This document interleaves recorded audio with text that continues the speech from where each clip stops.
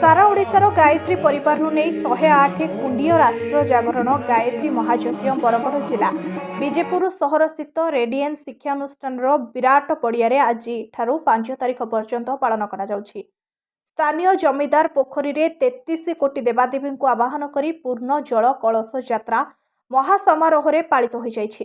सहरवासी घर सम्मुखरे कलश दीप स्थापन सह पुष्प वर्षा करी स्वागत करथिले। सारा सहर परिक्रमा कला परे गायत्री शक्तिपीठ में कलश स्थापन करा जाइछि।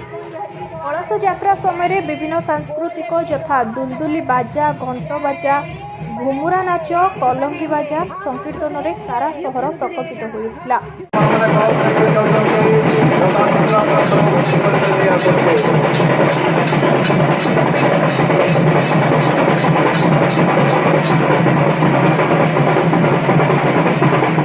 सारा ओडिशा रे कोण अनुकोणरू हजार हजार संख्यार गायत्री परिवार सदस्यांको भीड़ लगी रही। बरगढ़ जिला विजेपुर निरंजन त्रिपाठी रिपोर्ट पेरोडा न्यूज।